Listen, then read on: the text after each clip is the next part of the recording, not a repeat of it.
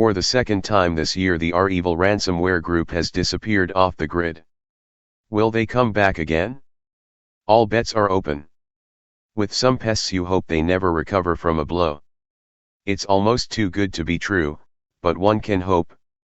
This is one of them. The REvil ransomware group has shut down their operation for the second time this year after losing control over their Tor-based domains.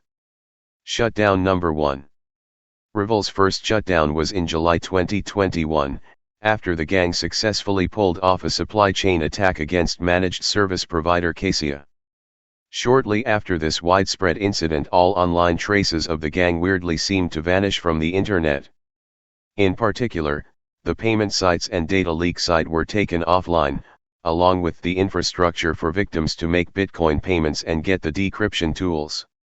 A lot of speculation ensued, but there were no definite answers. Some said the group had joined forces with the dark side group to come back stronger under the name Black Matter. Others claimed a victory for the good guys, hoping, almost against the odds, that some of the countermeasures taken by governments across the globe were starting to produce results. The Cassia attack certainly had such an impact worldwide that it brought the full attention of international law enforcement to the group. The group's own story is that one of the group's leaders took down the servers and disappeared with the group's money, which left them unable to pay many of their affiliates.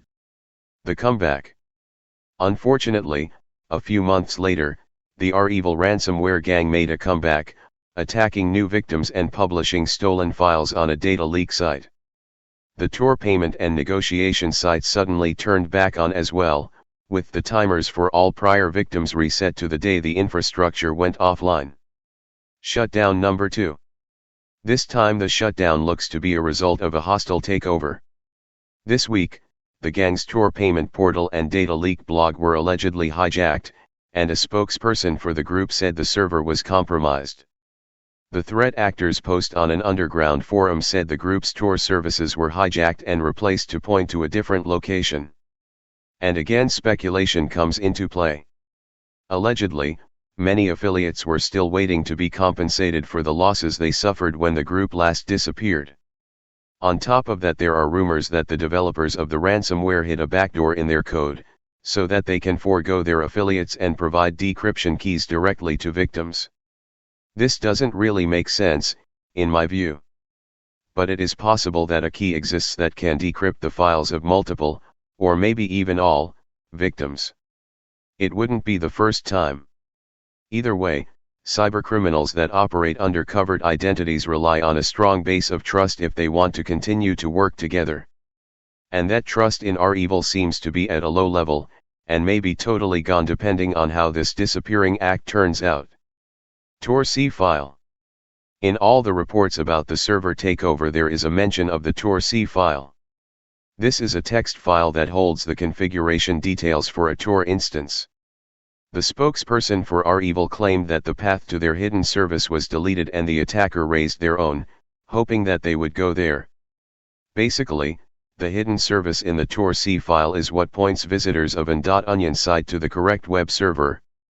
Being able to alter that file requires a high level of access. So, who do you think is responsible? Let us know in the comments. I have prepared a few choices, but obviously you can add your own options. Option 1, an angry affiliate that has had enough. Option 2, it was an inside job and yet another admin fled the scene with the money. Option 3, law enforcement shut down the operation and is now after the people behind it. Option 4, a white hat hacker that wishes to remain anonymous for safety's sake. Option 5, it was just a glitch and they will be back next week, maybe under another name. Option 6, it was the former group's leader who was not amused to learn about the comeback.